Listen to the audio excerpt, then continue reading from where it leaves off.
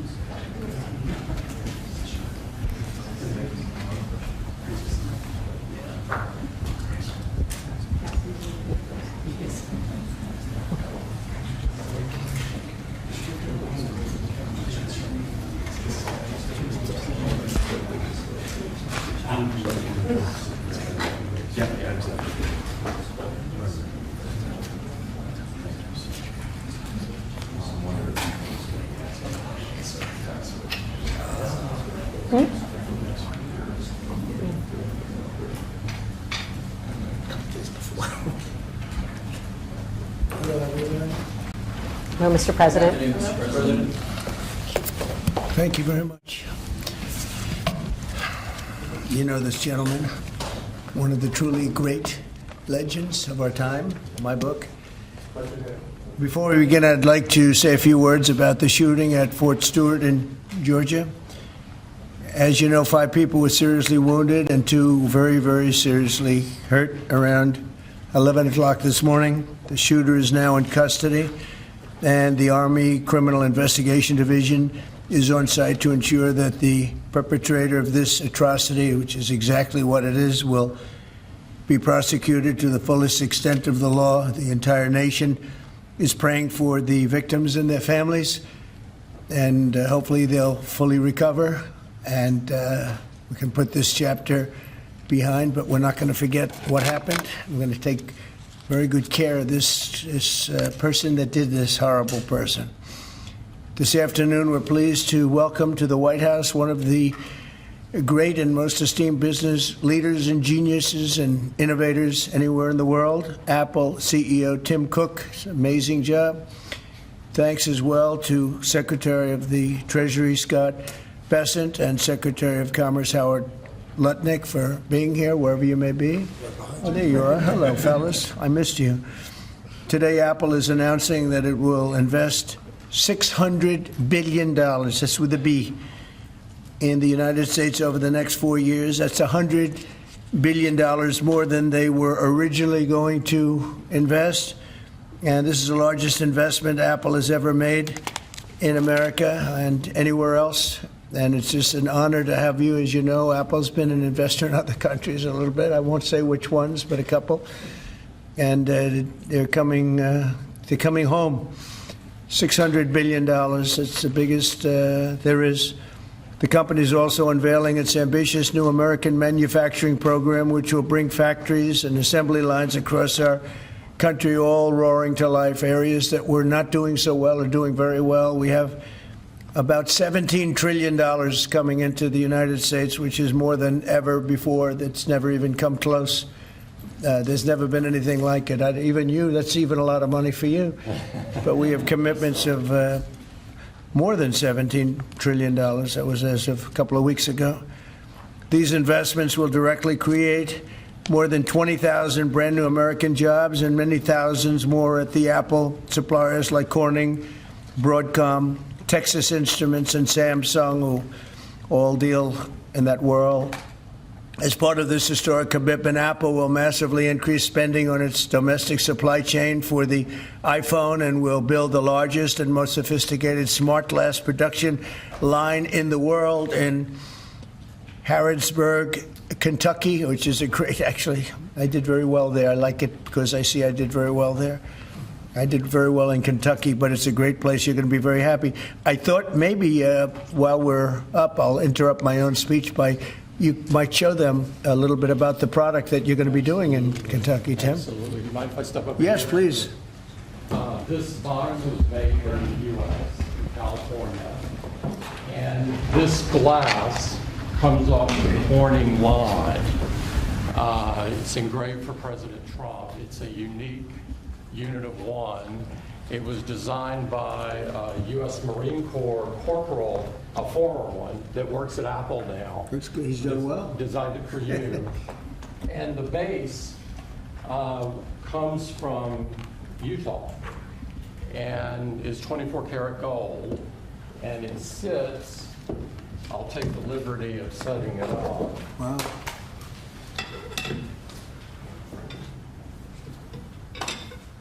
Well, let's see. There we go. Congratulations, Thank you Mr. very much. President. It's Thank you fantastic. so much. The great people of Kentucky. You're going to find it a great place to do business, too. It's fantastic. Isn't that nice? We're doing these things now in the United States instead of other countries, faraway countries. This is a significant step toward the ultimate goal of ensuring that iPhones sold in the United States of America also are made in America. With the mass infusion of capital it's announcing today, Apple will also build a 250,000 square foot server manufacturing facility in Houston and invest billions of dollars to construct data centers across the country from North Carolina to Iowa to Oregon. That's big stuff. Apple will also open state-of-the-art manufacturing economy. It's going to be a manufacturing academy in Detroit, and that's a great place to do. Well, you know, big things are happening in Michigan and Detroit. They're coming in because of what we've done with the, I call it the Great Big Beautiful Bill. I added one word, great. But we have probably the biggest, most comprehensive piece of legislation ever passed. It's going to mean unbelievable numbers of jobs and no jobs on, think of this, whether it's tips or overtime or Social Security, no tax. So no tax on tips, no tax on Social Security, no tax on overtime. And there's just a small bit of it. For Apple and others businesses, we're talking about the deductions and all of the things. And actually for people that go out and buy a car, first time it's ever been done, we talk about deductions for companies, but they're going to be able to deduct interest when they borrow money to buy a car if it's made in America. It has to be made in America. So it is amazing. And one of the reasons I think I can say that Apple's coming here is the legislation we just passed with this kind of investment. Apple will also open other facilities, rare earth magnets from Texas, and build, oh, I love that you're doing this. I love that. I love that. And build a brand new rare earth recycling line in Mountain Pass, California. I know that area. That's where they have a lot of truly rare earth. That's fantastic. I love that. And Apple will help develop and manufacture semiconductors and semiconductor equipment in Texas, Utah, Arizona, and New York. For years, Americans have watched as many of our leading tech giants built their factories overseas and exported American jobs abroad.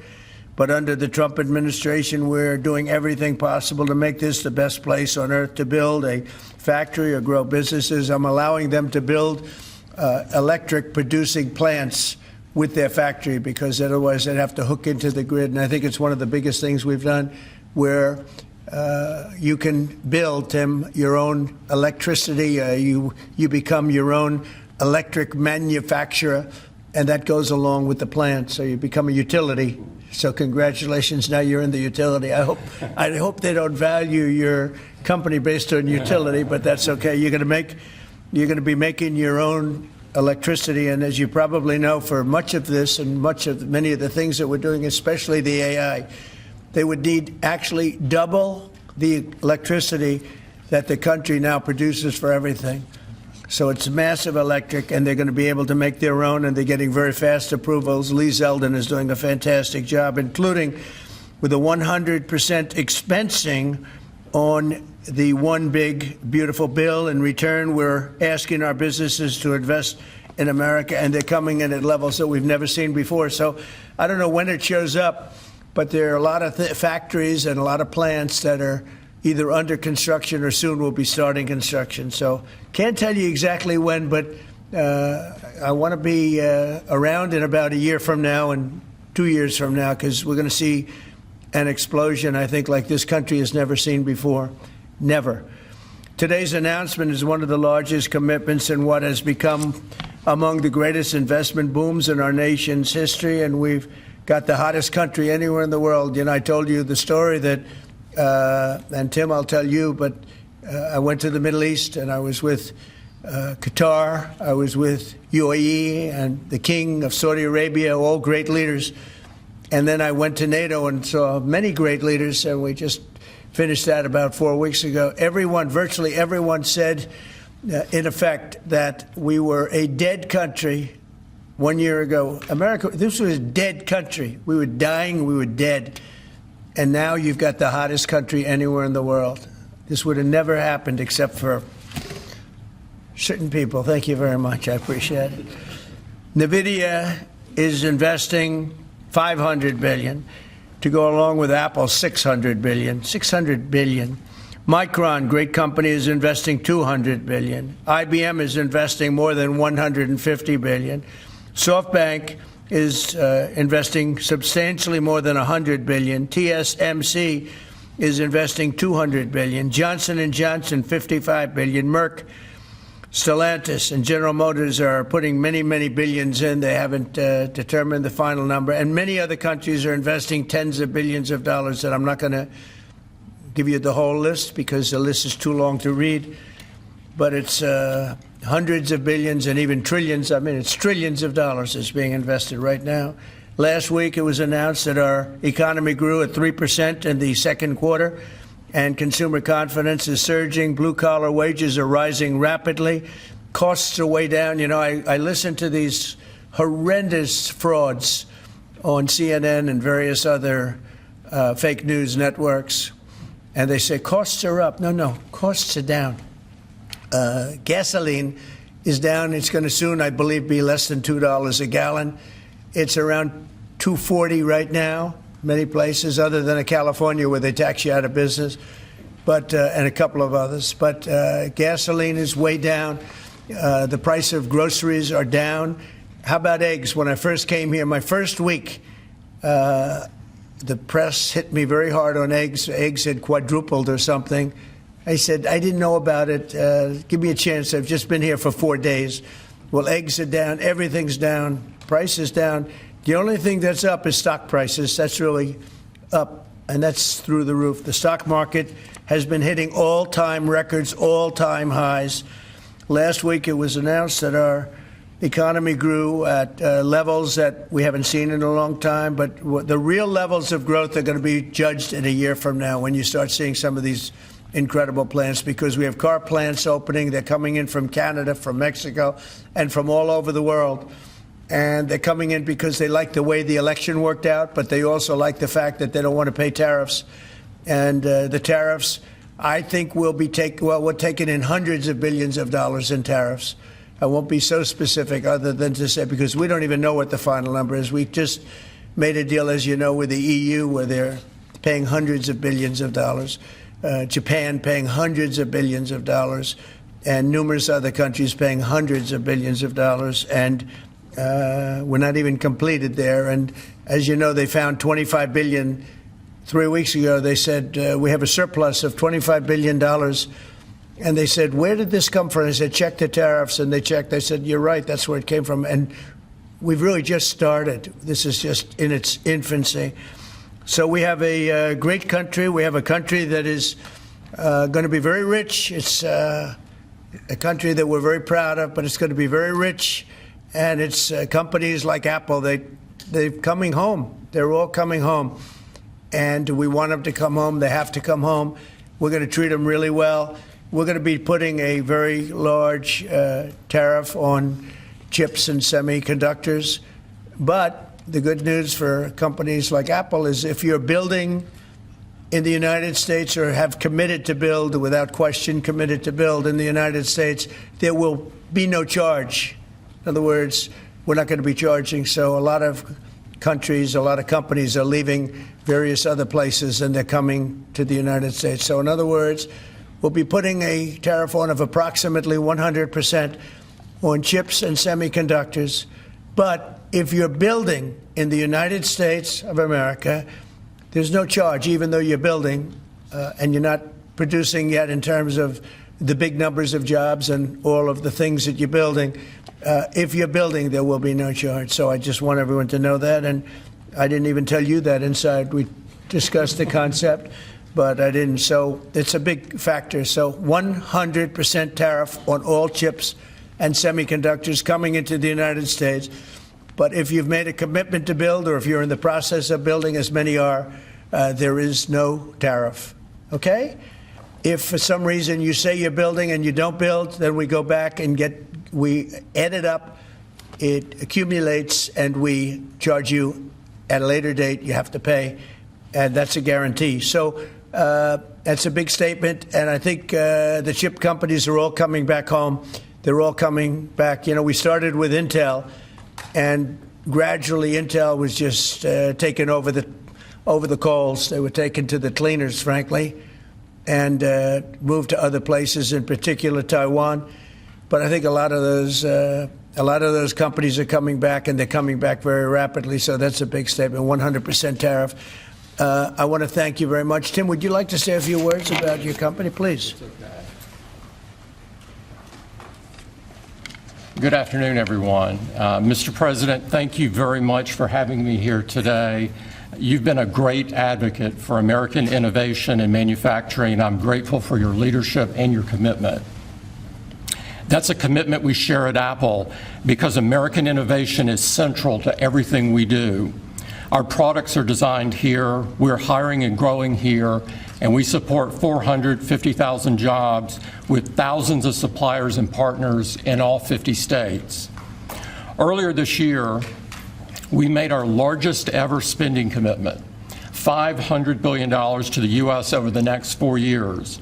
That's already yielding results. Earlier this year, we broke ground on a new factory in Houston to make advanced AI servers. And just last month, the very first test unit rolled off that factory's line, proudly made in America. President Trump shared some kind words about that work, but he also asked us to think about what more we could commit to doing. And Mr. President, we took that challenge very seriously. I'm glad to be here with you today, and I'm very proud to say that today we're committing an additional $100 billion to the United States, bringing our total U.S. investment to $600 billion over the next 4 years. As a part of this, we're launching Apple's American Manufacturing Program. It will spur even more production right here in America for critical components used in Apple products all around the world. And we're thrilled to announce that we've already signed new agreements with 10 companies across America to do just that. First, with today's announcements, I'm proud to say that Apple is leading the creation of an end-to-end silicon supply chain right here in America, from design to equipment to wafer production to fabrication to packaging. In Texas, we're working with manufacturers like Texas Instruments, Global Wafers America, and Applied Materials. We're working with Amcor in Arizona and Broadcom and Global Foundries in New York. Thanks to President Trump's vision, and with his help in his first term, we also led the way to bring TSMC to Arizona by committing to be their first and largest customer. Today, they're producing tens of millions of chips for Apple using one of the most advanced process technologies in America today. We're going to keep working with our suppliers to move even more of this incredibly advanced work to America. And this year alone, American manufacturers are on track to make 19 billion chips for Apple in 24 factories across 12 different states.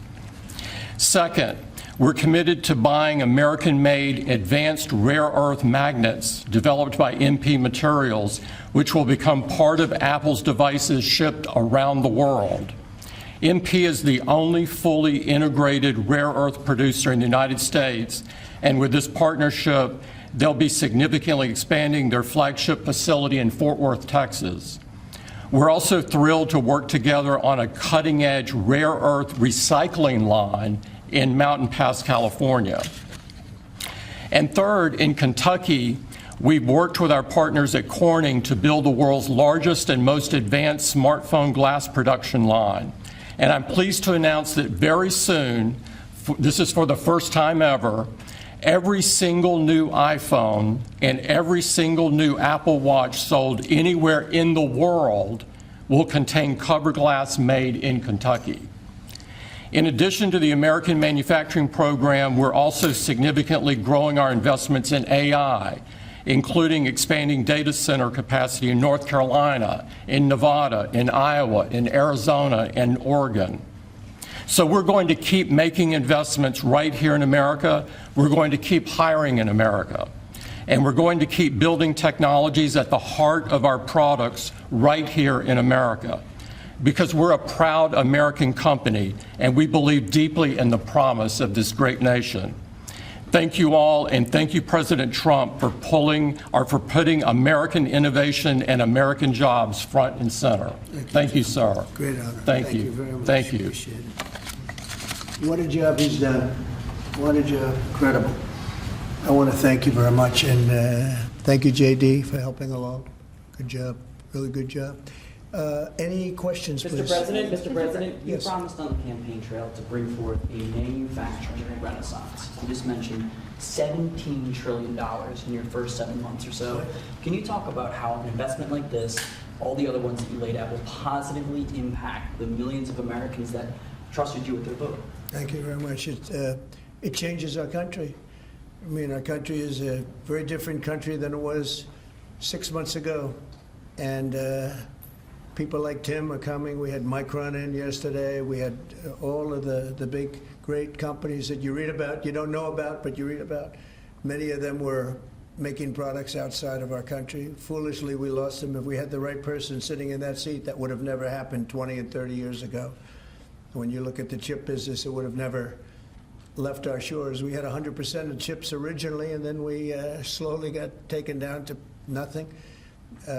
We have the biggest chip companies, to both of them, but we have the biggest in the world coming in. They're going to Arizona and beyond. And we're going to have, in a short period of time, we'll be up to almost 50% of the chips from starting at nothing. And that's something. But we have the greatest companies in the world coming into our country, and that means jobs, and it means wealth, and wealth means security for our people. Okay? Yes, Mr. President. Yes, sir. Congratulations on this investment, President Trump. And Thank you. What a great example of putting America first. What does the labor force look like to fill these jobs that you have? Do we have enough skilled American workers to fill these? Well, we do have a lot of workers, and we have a lot of workers that hadn't been looking for work because they were disincentivized, frankly. And people like Tim have tremendous schools and training centers that they build along with a lot of their big plants where they train people on whether it's glass, like in Kentucky, or computers, or whatever they might be doing. It's a complex world, and they train people, and they do a great job. So it's a whole new workforce. Now, we have a lot of them in energy because, you know, they've always liked energy.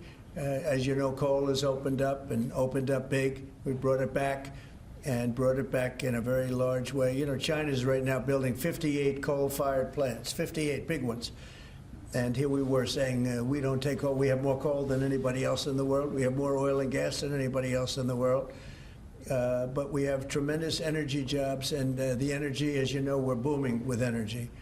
And that's why the gasoline prices are down. The costs are down. I just hope when they watch these shows, I watch this, I won't use names because I just make them better known that nobody knows who they are.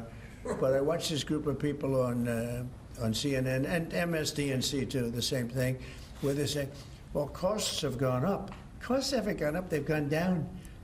I'm telling you, the thing that's gone up is stock prices, and success of our country. Our country is really, really doing well, successful. Yes, ma'am? Yes, Mr. President, have Putin and Zelensky agreed to a summit yet? And where and when would that be? What would that Well, look there's like? a very good prospect that they will. And we haven't determined where, but we had some very good talks with President Putin today. And there's a very good chance that we could be ending the round, ending the end of that road. That road was long and continues to be long, but there's a good chance that there will be a meeting How very close do you soon. think you are to a deal? Excuse me? How close do you think you are to some kind of deal? Well, I don't want to say. I've been disappointed before with this one. You know, we've solved 5 wars, plus add to that Iran, where we wiped out their nuclear capacity for weapons. They would have had a weapon within 2 months, maybe less, and that was totally obliterated. Turned out it was a total obliteration. And the pilots and the people that did that job are really, we have the greatest armed forces in the world, but that was really something. In fact, there's a model of the plane right there. So, you got to bring that up, Susie. We have to see that. Look at this. This was just given to me. You know, we ordered brand new B-2 bombers. This is a plane that over a period of 36 hours of constant flying, look at this. So this is the brand new one they just ordered, similar but actually quite different. It's new and enhanced. It's an amazing machine. It went 36 hours. We had 52 tankers up in the air loading up our planes because this was surrounded by F-22s and F-35s, and it was flawless. Tim, even you would say it was flawless. And every one of those bombs hit their target. And then we had Tomahawks shot in from a submarine 300 miles away, and they hit every single Tomahawk hit its target. It was amazing. And that was a big threat. That was a nuclear threat. And here's the new one that we just ordered, a large number of them. Mr. President, what was the breakthrough today? Did Vladimir Putin make some kind of concession that he hasn't been willing to make before? I don't call it a breakthrough. I mean, we've been working on this a long time. There are thousands of young people dying, mostly soldiers, but also, you know, missiles being hit into Kiev and other places. But in terms of soldiers, I think Russia's lost over 20,000 since the beginning of the year. 20,000. And I guess the estimate for Ukraine is about 9,000. It's a terrible situation. We want to get it stopped. You know, we don't have American soldiers there, but I feel I have an obligation to get it stopped. This was not my war. This war would have never started, not even a chance. And it didn't start for 4 years. It went 4 years and didn't start. But this is Biden's war. This was on his watch. And, you know, it's funny, we had no land was taken from Trump. It was taken from Bush. It was taken from Biden. The whole thing they would take from Biden. It weren't for us. But it was, and it was taken by Obama. Take a look at what was taken with all of the land that was taken. Nothing was taken by Russia from us. Not 1 ounce of land was taken. I'm here to get the thing over with. It would have never started if I were president, and we're here to get it stopped and get the death stopped. Yeah, please. Mr. President, in the past, you said you would know if Putin was tackling you along. What gives you any confidence that he is or isn't doing that this time around? Can't answer the question yet. I'll tell you in a matter of weeks, maybe less. But we've made a lot of progress. And as you know, we put a 50% tariff on India on oil. They're the second largest. They're very close to China in terms of the purchase of oil from Russia. But so I don't know if that had anything to do with it. But we've had very productive talks today. Yes, ma'am? President Trump, on federalizing D.C., are you considering taking over the D.C. police? Is that an option on the table? We're considering it, yeah, because the crime is ridiculous. I could show you a chart comparing D.C. to other locations, and you're not going to want to see what it looks like. It was just up on television, actually. They were showing it. Now, we want to have a great, safe capital, and we're going to have it. And that includes cleanliness and it includes other things. We have a capital that's very unsafe. You know, we just almost lost a young man, beautiful, handsome guy that got the hell knocked out of him the night before last. And I'm going to call him now. We wanted to give him a little recovery time. We just put a call into him. They're calling back in a little while, but he went through a bad situation, to put it mildly, and there's too much of it. We're gonna do something about it. So whether you call it federalized or what, and that also includes the graffiti that you see, the papers all over the place, the roads that are in bad shape, the medians that are falling down, the median in between roads that's falling down. We're going to beautify the city. We're going to make it beautiful. And what a shame. The rate of crime, the rate of muggings, killings, and everything else, we're not going to let it. And that includes bringing in the National Guard, maybe very quickly, too. And do you want Congress to look at overturning the D.C. Home Rule Act? We're going to look at that. In fact, the lawyers are already studying it. We have to run D.C. This has to be the best-run place in the country, not the worst-run place in the country. And it has so much potential, and we're going to take care of it. Mr. President. You're going to be safe walking down the Mr. street. President. You're not going to get mugged. Mr. President, if you do reach a deal with Ukraine and Russia, would you drop the additional tariffs on India? Well, we'll determine that later, but right now they're paying a 50% tariff. Okay? Mr. Mr. President, Mr. President, Mr. President. One for Mr. Cook as well on the iPhone, if I may. Sure. The president wants a made in the USA iPhone. What are the chances that you can actually make that happen? Well, if you look at the bulk of it, we're doing a lot of the semiconductors here.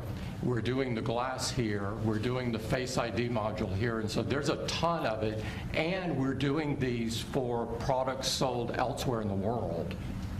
And so there's a lot of content in there from the United States. But what about the whole thing? We're very proud of it. Can you The make whole thing is here? just the final assembly that you're focused on. And that will be elsewhere for a while. He makes many of the components here, and we've been talking about it, and the whole thing is set up at other places, and it's been there for a long time. So in terms of cost and all, but I think we may incentivize him enough that one day he'll be bringing that. But he brings most of the stuff. Look, he's not making this kind of an investment anywhere in the world, not even close. He's coming back. I mean, Apple's coming back to America. Mr. President, Indian officials Let have me said, go. Indian officials have said that there are other countries that are buying Russian oil, It's okay. like China, for instance, It's buys okay. more. Yeah. Why are you singling India out for these additional It's only sanctions? been 8 hours, so let's see what happens. We're going to over see the- more secondary sanctions You're very gonna see a lot soon. more. So this is a taste of You're what's to going to come. see a lot more. You're Mr. gonna see President, so much you were the driving- secondary sanctions. Yes, ma'am. Sorry, you were the driving force behind Operation Warp Speed, these mRNA vaccines that are the gold standard. Now your health secretary is pulling back all the funding for research. He's saying that the risks outweigh the benefits, which puts him at odds with the Research entire medical community and with you. What is going on Research on what? into mRNA vaccines? Well, we're going to look at that. We're talking about it, and they're doing a very good job. And, you know, that is a pass. With Operation Warp Speed was, whether you're Republican or Democrat, considered one of the most incredible things ever done in this country. The efficiency, the way it was done, the distribution, everything about it was has been amazing. But, Yeah. you know, that was now a long time ago, and we're on to other things. But we are speaking about it. We have meetings about it tomorrow, actually, tomorrow at 12 o'clock, and we'll determine. But you're- We're looking for other answers to other problems, to other sicknesses and diseases, and I think we're doing really well. Yes, Your ma'am? own- Thank you, Mr. President. You said many times that you want to stop wars in the Middle East. Now, Prime Minister Netanyahu is contemplating reoccupying Gaza entirely. Is he defying you, sir, or are you giving him a green light? Well, we have stopped wars in the Middle East by stopping Iran from having a nuclear weapon, and they're, you know, they can say they're going to start all over again, but that's a very dangerous thing for them to do, because we'll be back. As soon as they start, we'll be back. And I think they understand that. They're just words. But no, we've stopped a lot of wars in the Middle East. If you think about what we did with Iran, Iran was the perpetrator of hate, a very evil place, and I think it's going to be a lot different in the coming years. Mr. President, on the India penalties, do you have any similar plans to enact more tariffs on China as it relates to their purchases? Could happen. Depends on how we do. Could happen. Mr. President, I've got an entertainment-based question for you. A few weeks ago, Stephen Colbert announced that he was leaving his show. Howard Stern announced that him and Sirius XM Radio are parting ways. Do you think the hate Trump business model that's been in the entertainment business is going out of business because it's not popular with the American people? Well, it hasn't worked, and it hasn't worked really for a long time, and I would say pretty much from the beginning. Colbert has no talent. I mean, I could take anybody here, I could go outside in the beautiful streets and pick up a couple of people that do just as well or better. They get higher ratings than he did. He's got no talent. Fallon has no talent. Kimmel has no talent. They're next. They're going to be going. I hear they're going to be going. I don't know, but I would imagine because they get, you know, Colbert has better ratings than Kimmel or Fallon. You know that. Howard Stern, it's a name I haven't heard. I used to do a show, we used to have fun, but I haven't heard that name in a long time. What happened? He got terminated? Yeah, they're in a separate way because I think what they're offering salary-wise is real low than what he's getting. You know when he went down? Whatever you want. You know when he went down? No, before. When he endorsed Hillary Clinton, he lost his audience. People said, give me a break. He went down when he endorsed Hillary Clinton. Mr. President, have you personally started interviewing Fed candidates yet? Yeah, And we've are you started the considering anyone interviewing from Wall Street? process. Scott and I and Howard, a lot of people, JD, look, we have some great candidates. It's probably down to 3. He doesn't want the job. He said, No. do you like this job better? Yes, sir. I mean, he was a candidate, but I don't think he'll take it. Are there any candidates I from? really don't think he'd take it, Are there any actually. candidates from Wall Street, Mr. President? Essentially, we're all from Wall Street, aren't we? You know, when you get right down to it, the term Yeah. Wall Street. Yeah, please. Yep, you made your tax cuts permanent. You mentioned that the tariffs are bringing in a ton of external revenue. You've opened up markets, the EU, Japan, South Korea, many others, to American goods like we've never seen before. How much growth can we expect in the economy now that this model of yours is sort of beginning to really take off? Well, I think the growth is going to be unprecedented. I think we're going to have growth that's unbelievable. Now, remember, we're building and just starting to build a lot of these incredible plants. We talked about the electric facilities that we're building, the generating plants, electric generating plants. They're massive, and they're going to be great. And they're going to sell excess electricity into our grid. So we're going to be having much more electricity than we ever had. And those plants are going to be taken care of individually. I know Tim is building one in one of his big factories, but especially for AI because it needs so much electricity. So I appreciate the question very much. And I think the growth is going to be unprecedented. Mr. President, on did you Todd have a phone Blanche, call on with Todd Andrew Blanche. Cuomo? Did you speak to Andrew Cuomo? I haven't. No, I haven't. Mr. President, have you been briefed on what Ghislaine Maxwell told Todd Blanche? No, I haven't. So you don't know whether I you don't- came up in the I know conversation Todd or is a not? very respected person all over the country, all over the world legally, so I don't know. Mr. President, Yeah, is please Vice, go ahead. will the new Fed governor be temporary? We're probably going to go with a temp and then a permanent, I think. Are the two So the temp is going to be named, I'd say, over the next 2-3 days, and then we're going to go permanent. Are the two Kevins the leading contenders for the permanent spot for the chair? Well, The two Kevins? The two Kevins are absolutely, yeah. They're both very good. Mr. President. The Mr. two President, Kevins, very good. Mr. President, is Vice President Vance hosting a gathering this evening to talk about how to respond to the Epstein situation? Is he working on what? Is he hosting some kind of gathering of top advisors this evening to talk about how to respond to the Epstein situation? I don't know. I could ask you that. I don't know of it, but No, I think. it was reported. Here's the man, right here. I saw it reported today, and it's completely fake news. We're not meeting to talk about the Epstein situation, and I think the reporter who reported it needs to get better sources. On that, The whole thing is a hoax. It's put out by the Democrats because we've had the most successful 6 months in the history of our country, and that's just a way of trying to divert attention to something that's total bullshit, okay? on that subject, yeah, though, please. A new Gallup poll says that Elon Musk is the most unpopular public figure in the country right now. I'm wondering, do you miss having him around the White House, or is that poll accurate? I don't know if the poll's accurate. I think he's a good person. I think he had a bad moment, really bad moment, but he's a good person. I believe that. President Trump, are you keeping that 10 and 12-day deadline? China facing potential secondary sanctions for Yeah. Russian oil. Then having that tariff or sanction rather or not hinges on what going forward? It may happen. I mean, I don't know. I can't tell you yet, but we did it with India. We're doing it probably with a couple of others. One of them could be China, yes. Are you keeping that 10 to 12-day deadline that you had given Russia after today's talks? Yeah, or- we're pretty much getting close to it right now, but we're having very serious talks right now those about aren't- getting that's out not of extended. Ukraine, getting it settled, getting it ended. Should have never started, would have never started. If I were president, it would have never started. I want to thank Tim Cook. He's a great, great man, a visionary, a businessman, just about every quality he can have other than athleticism. I don't know. I'm looking at him. I'm not 100% sure about you. You're a good athlete. I bet you're pretty good. I think he's good at everything, but I want to thank you very much, Tim. Thank you, sir. Congratulations. Thank you all very much. thank you, Mr. President. Thank you, guys. Thanks, guys. We're gonna go off the store right here. Hand it out. Thank you, guys. Thanks, everybody. Thank you, press. Thanks, guys. Let's go. Let's go. Thank you. Thanks, guys. Right behind you.